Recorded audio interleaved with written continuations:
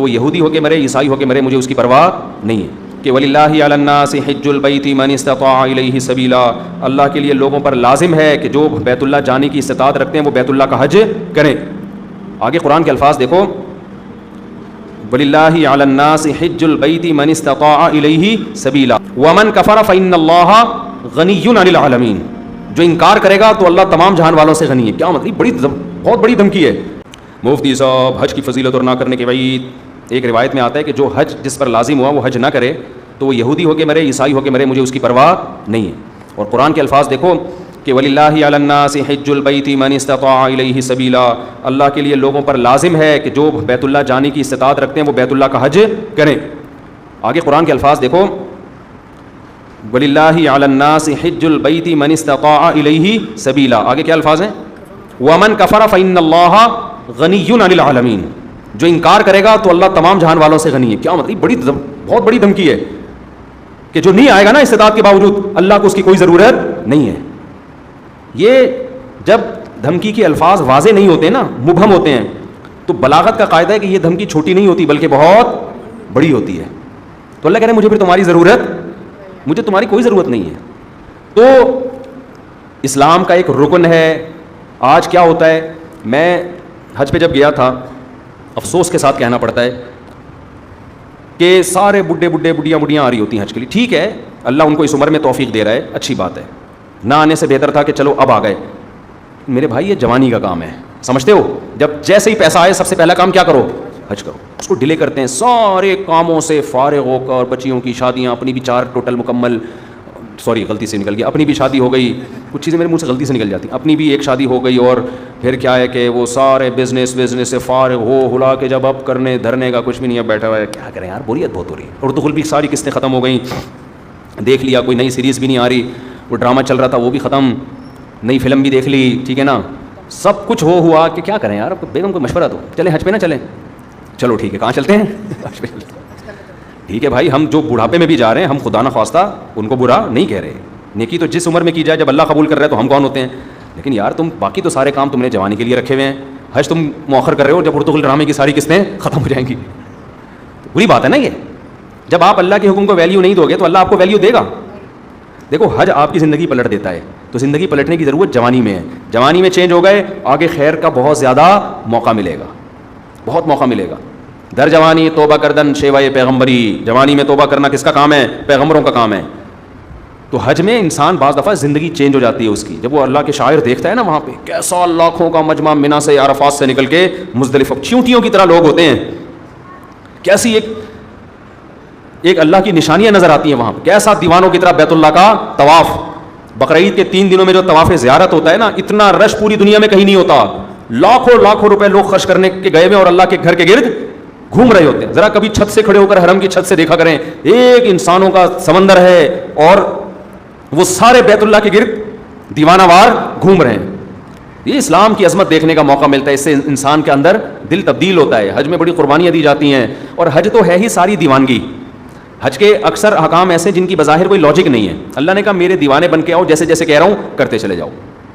کیسے عجیب عجیب کام کروائے جاتے ہیں. سب سے پہلے ہم سے ہمارا لباس اتروا لیا, 3 پیس سوٹ اور ٹائی میں جو گھوما کرتے تھے, بالوں کی کٹنگ, اور ان کو 2 چادریں پہنائی جا رہی ہیں. اب انسان کے بچے بن کے آنا ہمارے گھر میں. اگر دیوانے ہو تو دیوانوں والا اسٹائل چاہیے. ابھی وہ جو آفس جس اسٹائل میں جاتے ہو نا, وہ والا اسٹائل بولو نہیں چلے.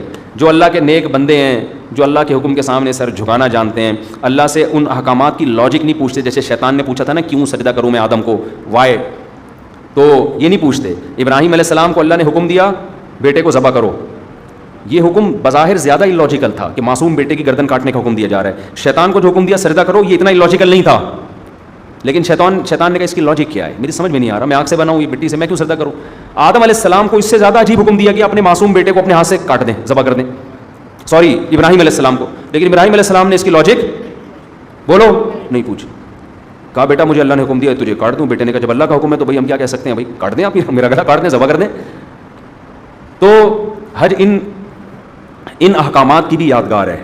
تو آپ جاتے ہیں حج پہ, وہاں آپ جانور ذبح کرتے ہو, آپ رمی کرتے ہو, وہاں شیطان نہیں ہے, وہ تو ایک نشانیاں ہیں 3, لیکن آپ پتھر مارتے ہو, رمی کرتے ہو. کیوں؟ ابراہیم علیہ السلام نے یہاں شیطان کو کنکریاں ماری تھی جو آپ کو بہکا رہا تھا کہ اپنے بیٹے کو کیوں ذبح کر رہے ہو, کیا بگاڑا اس نے. ابراہیم علیہ السلام نے شیطان کو دلائل سے جواب نہیں دیا, پتھر اٹھا کے مارے. اللہ نے کہا تم جاؤ وہاں کنکریاں پھینکو. اب اے اللہ وہ تو ابراہیم علیہ السلام تھے, وہاں تو سچی مچی کا شیطان تھا, میں کیوں کنکریاں پھینکوں؟ تو اس کا مطلب جب آپ نے کیوں کر لیا تو آپ کس کی لسٹ میں آ گئے؟ شیطان کی. کیسا عجیب حکم ہے, جا کے 7 کنکریاں مارنی بھی ایسے ہیں. یا تو ہوتا نا وہ اٹھا کے مارو تو سمجھ میں آتا ہے, ایسے ایسے پھینکنی ہے جا کے. حاجی 10-15 لاکھ روپے یہ کرنے کے لیے جا رہا ہو, خرچ کرتا ہے یہ کام کرنے کے, ایک طوفان لوگوں کا کنکریاں مارنے کے لیے. کیوں؟ کس کا حکم ہے بھائی؟ اللہ کا حکم ہے, اللہ کا آرڈر ہے. لباس اتار لیا اپنا, کتنا مشکل کام ہے انسلا لباس پہننا, 3-4 دنوں میں دماغ ٹھکانے آ جاتا ہے. پھر جب ہم پہنتے ہیں نا اپنی شلوار قمیض, ایسا سکون ملتا ہے یار. میں جب حج کرنے گیا تو مینا میں تو 3 دن سویا نہیں احرام کی حالت میں نا, کیونکہ رش اتنا بہت, جتنا بھی وی آئی پی حج ہو ٹینشن ہوتی ہے. پھر مینا میں میرا بستر لگ گیا ایک صاحب کے ساتھ, وہ بغل مجھے دکھا رہے ہیں اپنی کہ دیکھ لے بھائی, یوں کر کے سو رہے ہیں ان کی بغلیں ماشاء اللہ. میں نے کہا یار اس کو اب کیا کرے آدمی, ان کو کیا کرے یار, یہ مجھے کیوں دکھا رہے ہو بھائی؟ نیند ہی نہیں آ رہی ہمیں اس ٹینشن سے کہ کسی کے پسینے کی اسمیل آ رہی ہے, کسی کی بغلیں کا مطالعہ کرنے کا موقع مل رہا ہے, اس کا کیا ہے؟ انسان کو گھن آتی ہے نا ان چیزوں سے. لیکن لا رفث ولا فسوق ولا جدال فی الحج, آپ کو چیخنے چلانے کی اجازت نہیں ہے کہ کیا کر رہا ہے, تجھے تمیز نہیں ہے حج کرنے کی. میں یہ بھی کہہ سکتا تھا نا ٹھڈا بڑا, یہ کیا مجھے بغل دکھا رہے ہیں, بازو نیچے کر. نہ اللہ کہتے ہیں یہ نہیں چلے گا وہاں پہ. اللہ کیوں نہیں چلے گا؟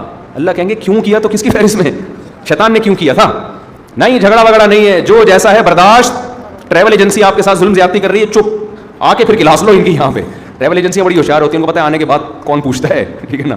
تو جو ہوگا کیوں کی اجازت نہیں ہے, کیوں والا کام شیطان کا ہے. فلا رفث ولا فسوق ولا جدال فی الحج, کوئی گناہ نہیں کرنا, بد نظری نہیں. موقع بد نظری کے بہت ملیں گے, نہ یہاں آپ کو نظر اٹھانے کی اجازت نہیں ہے. وہاں بھی نہیں ہے لیکن یہاں زیادہ گناہ ہے.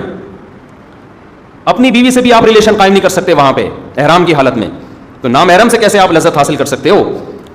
تو پھر احرام کی چادریں بنوائی جا رہی ہیں, خوشبو لگانے پر پابندی, بال توڑنے پر پابندی, جوئیں مارنے پر پابندی. اب تو بڑا وی آئی پی حج ہو گیا. صحابہ کرام کے تو 1-2 مہینے کے احرام ہوتے تھے. حدیث میں آتا ہے بعض صحابہ کے سروں میں نا جوئیں گر رہی ہوتی تھی نیچے, ٹھیک ہے نا. قربانی کرو, حلق کراؤ. اب کیا کرنا ہے؟ اب طواف زیارت کرنی ہے. بقرعید کے 3 دنوں میں اللہ اتنا رش ہوتا ہے, ان 3 دنوں میں کیوں کا بول دیا تو کس کی لسٹ میں آ جاؤ گے؟ کیوں نہیں, جاؤ طواف زیارت کرو. اتنی پبلک, 3 عظمت والے دن ہے نا, یا یام نہر عظمت والے دن ہے. پھر کیا کریں؟ طواف زیارت کر کے واپس آ جاؤ مینا. ابھی تو آئے تھے, اللہ نے کہا اب واپس جاؤ, بس جو میرا بندہ ہوگا وہ یہ کام کرے گا. آخر میں اینڈ کیا نکلتا ہے؟